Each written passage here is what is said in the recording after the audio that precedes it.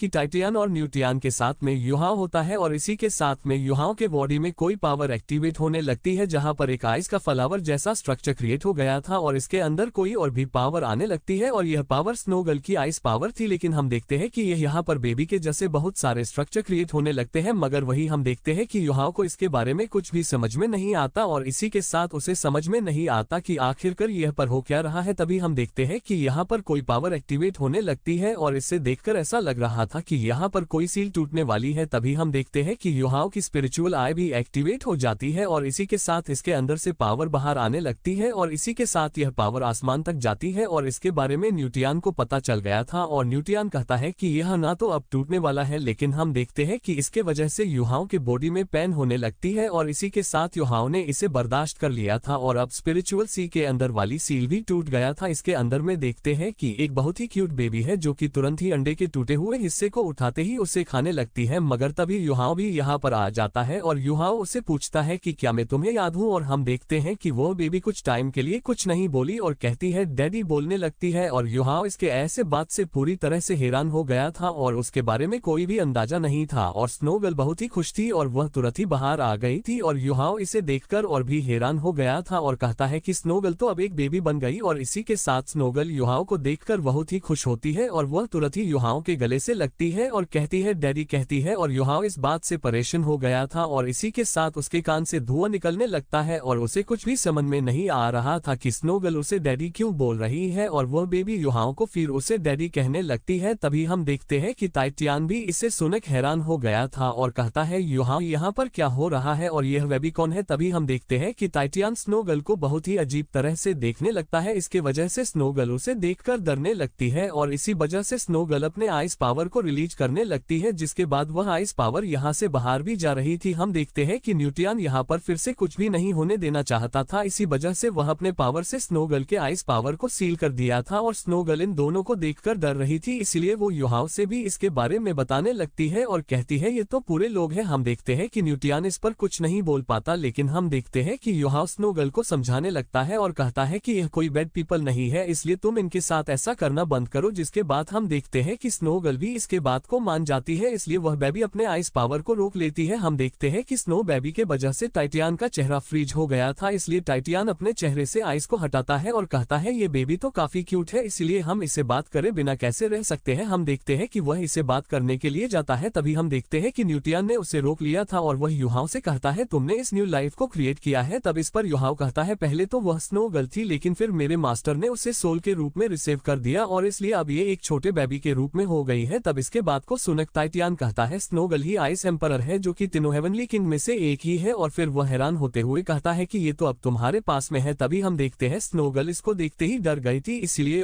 उसने अपने ice power का यूज करती है और हम देखते हैं कि इसके वजह से टाइटियन का फेस को फिर से फ्रीज कर दिया था और युहाओ कहता है कि स्नोगल के बारे में और कभी बात करेंगे।